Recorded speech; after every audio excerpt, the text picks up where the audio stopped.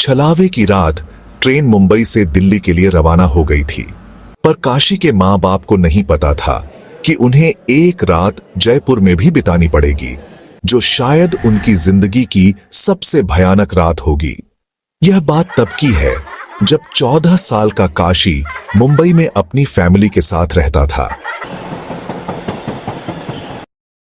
काशी के मां बाप रमा और संजीव दोनों दिल्ली के रहने वाले थे और वो दोनों शादी के बाद काम के सिलसिले में मुंबई शिफ्ट हो गए थे।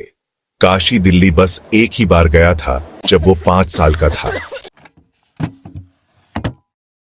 बहुत सालों बाद काशी के पापा ने पूरी फैमिली के साथ एक ट्रिप प्लान की। वो अपने बेटे को दूसरी बार दिल्ली ले जाना चाहते थे ताकि वह अपने दादा दादी का घर देख पाए। मुंबई से ट्रेन रवाना हो चुकी थी। काशी मुस्कुराते हुए खिड़की के बाहर अंधेरे में झांक रहा था। उसकी मां रमा उसके पास ही सो रही थी। सोते हुए रमा को एक सपना आया। अपने सपने में रमा को अपना छोटा बेटा नितिन दिखा। यह बात बहुत अजीब थी क्योंकि अपने छोटे बेटे नितिन को याद करना रमा बहुत पहले ही छोड़ चुकी थी। चलती ट्रेन में सो रही रमा के माथे से पसीना बहने लगा और एकदम से उसकी आंख खुल गई। काशी के पापा संजीव ने जब अपनी बीवी रमा को देखा तो वो बहुत घबराई हुई लग रही थी। संजीव ने पूछा कि उसे अचानक क्या हो गया है, पर रमा ने किसी को कुछ नहीं बताया और चुपचाप खिड़की की तरफ मुंह करके बैठ गई। कुछ ही देर में ट्रेन जयपुर स्टेशन पर रुक गई, लेकिन ट्रेन में कुछ टेक्निकल परेशानी आ गई थी, जिसकी वजह से सारे पैसेंजर्स को जयपुर में ही उतरना पड़ा, जिनमें काशी और उसकी फैमिली भी थी।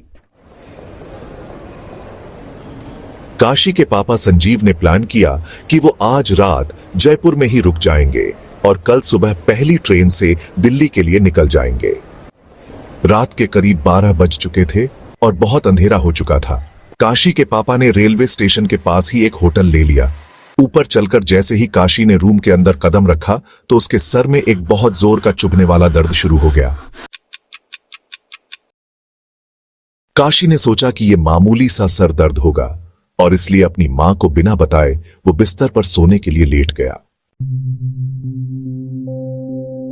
काशी और उसकी मां रमा एक रूम में सो गए और उसके पापा दूसरे रूम में, लेकिन रमा को नींद ही नहीं आ रही थी। वो पूरे टाइम अपने छोटे बेटे नितिन के बारे में ही सोचती रही। जब काशी 5 साल का था तब उसकी फैमिली में उसके छोटे भाई का जन्म हुआ था, जिसका नाम नितिन था। लेकिन नितिन के साथ एक बहुत बुरा हादसा हुआ था। 5 साल का काशी और करीबन 1 साल का नितिन अपने मां बाप संजीव और रमा के साथ ऐसे ही ट्रेन से एक बार जयपुर जा रहे थे।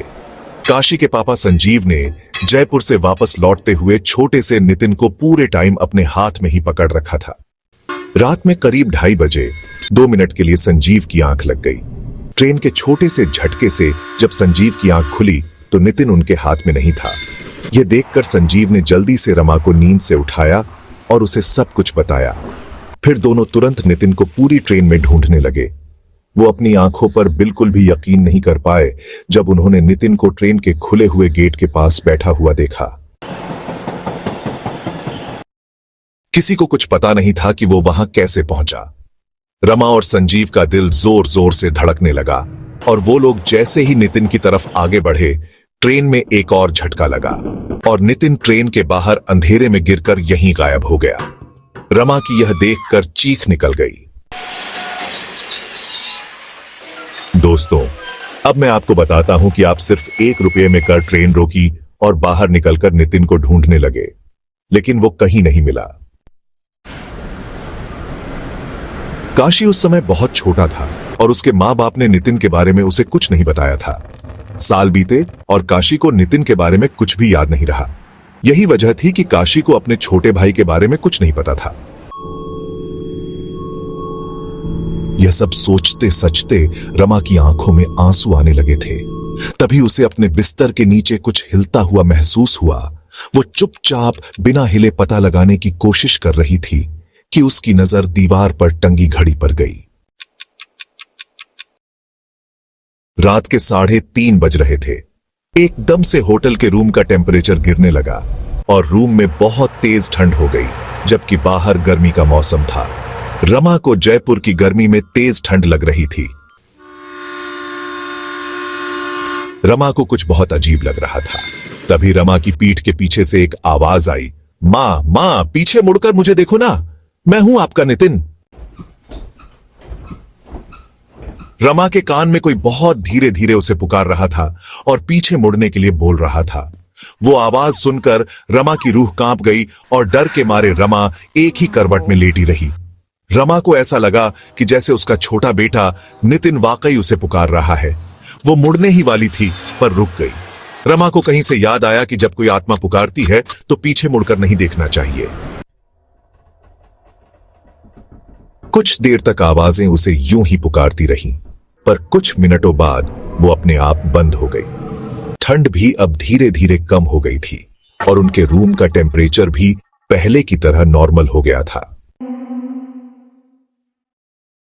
जब चीजें ठीक हुईं, तो काशी की मां ने बड़ी हिम्मत करके पीछे मुड़कर देखा तो उसे वहां कोई नहीं दिखा। कोई था तो बस काशी। रमा ने देखा कि काशी का मुंह खुला हुआ है और उसकी आंखें ऊपर छत की तरफ देखे जा रही हैं। ऐसा लग रहा था कि मानो काशी का मुंह अटक गया हो। रमा ने काशी के माथे पर हाथ रख के देखा तो वो बुरी तरह तप रहा था। काशी को बहुत तेज बुखार था। रमा ने काशी को दवाई खिलाकर उसके माथे पर गीली पट्टियां रखी, लेकिन उसका बुखार उतर ही नहीं रहा था। फिर रमा ने दूसरे रूम में लेटे संजीव को उठाया और उसे सब बताया। जब रमा और संजीव वापस कमरे में आए तो उन्होंने देखा कि काशी जोरों से कपकपा रहा है। ऐसा लग रहा था कि जैसे उसे बोरे पड़ रहे हो। अचानक से काशी की आंखें सफेद पड़ गईं और वो हवा में ऊपर झूलने लगा।